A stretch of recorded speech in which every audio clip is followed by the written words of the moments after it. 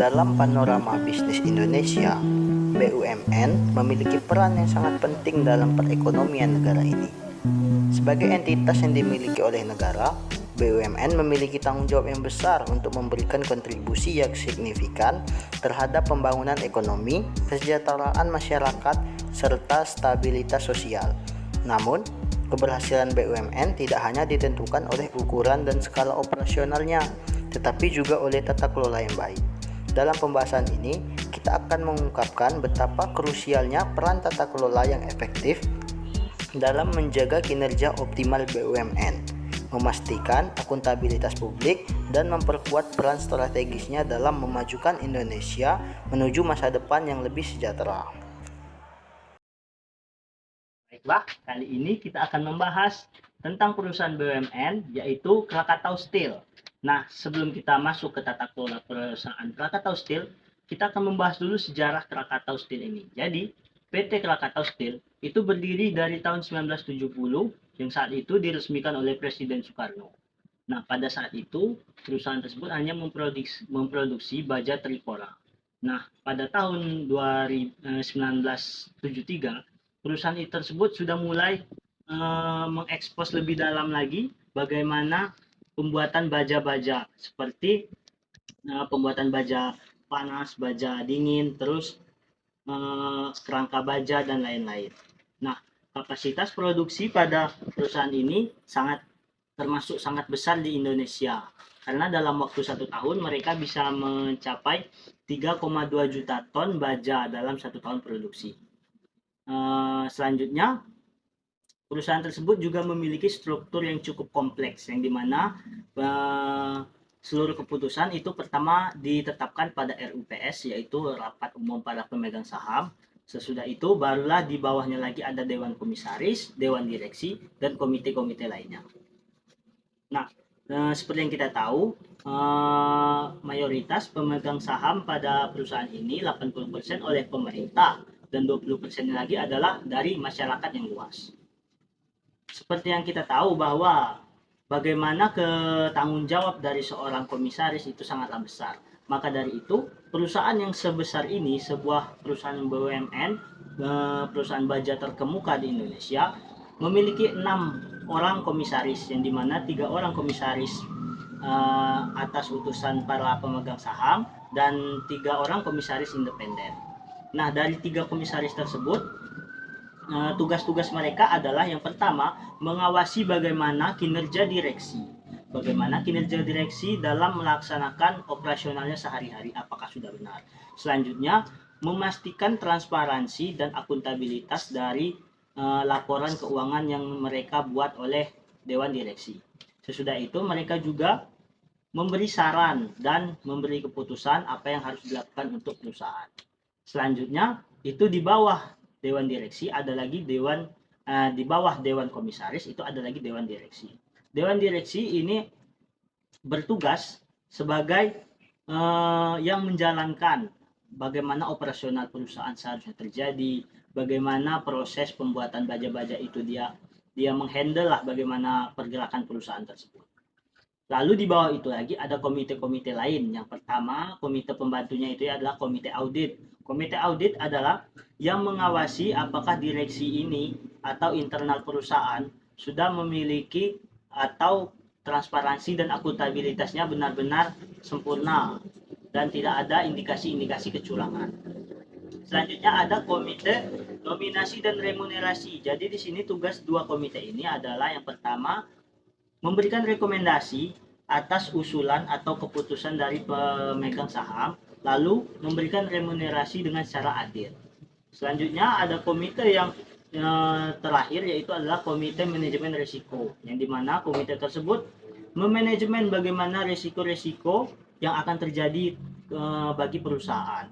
Selanjutnya itu, perusahaan ini juga mendapat peringkat yang sangat baik pada penilaian GCG, yang dimana itu adalah Good Corporate Governance, artinya perusahaan pemerintah yang baik. Nah, aspek yang dinilai ini adalah kinerja perusahaan selama beberapa tahun dan bagaimana penerapan dari keberlangsungan atau tata kelola untuk masyarakat kawasan sekitar, karena perusahaan ini tidak hanya memproduksi baja tapi juga membantu masyarakat sekitar untuk mencari sumber air agar perusahaan bisa menikmati air tersebut dan masyarakat sekitar juga menikmati air tersebut. Penerapan tata kelola dari perusahaan ini, yang pertama itu adalah akuntabilitas. Jadi perusahaan ini bertanggung jawab atas apapun keputusan yang telah ia ambil, dan perusahaan juga mendorong secara penuh untuk mengatasi apabila ada dampak-dampak dari keputusan yang mereka buat. Lalu yang kedua adalah pertanggungjawaban. Jadi perusahaan ini bertanggung jawab untuk masyarakat sekitar juga atas dampak apa yang telah mereka perbuat dari produksi baja yang mereka lakukan. Nah, selanjutnya penerapan tata kelola yang ketiga itu adalah transparansi. Mereka juga memberikan informasi yang sebenar-benarnya, transparan, tanpa adanya hal-hal yang ditutupi yang membuat publik bertanya-tanya bagaimana kebenaran dari informasi untuk perusahaan tersebut. Lalu selanjutnya perusahaan juga memberikan kesetaraan atau keadilan bagi seluruh karyawan dan pemangku kepentingan. Mereka tidak mementingkan keinginan pribadi untuk mendapatkan laba yang besar atau profit yang terus-menerus seperti itu. Tapi mereka juga mencari bagaimana cara agar perusahaan ini dapat berlangsung dengan jangka panjang dan tetap dipercayai oleh publik. Nah, selanjutnya itu adalah perusahaan ini menerapkan yang namanya kebenaran dalam bekerja. Nah, di situ poin yang perlu kita tandai.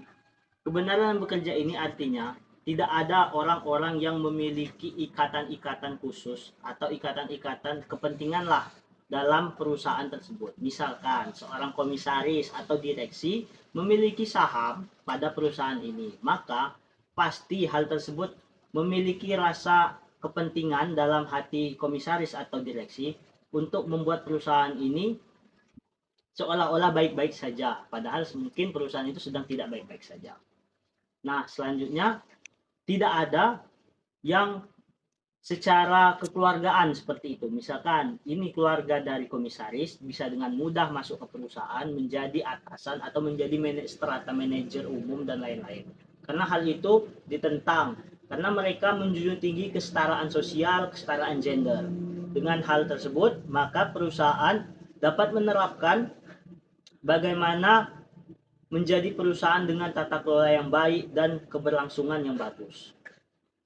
Kesimpulan pada perusahaan ini adalah perusahaan ini sudah menerapkan tata kelola dengan sangat baik, dengan benar, dan dapat dipercaya akuntabilitas dan transparan untuk masyarakat luas.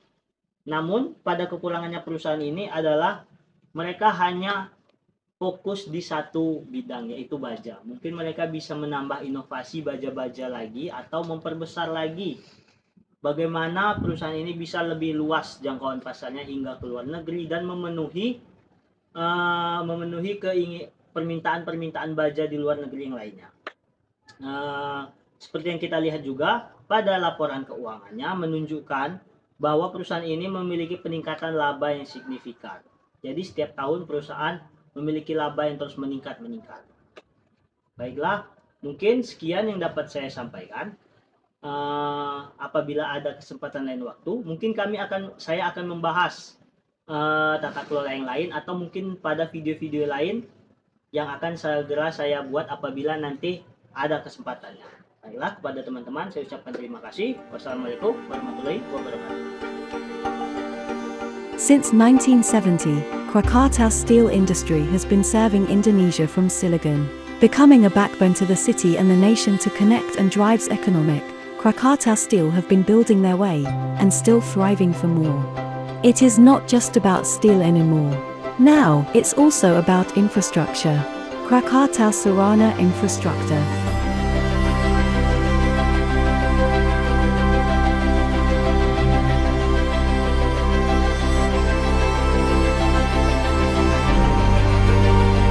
We invite you to be the part of it. a vision of new investment opportunities and community growth.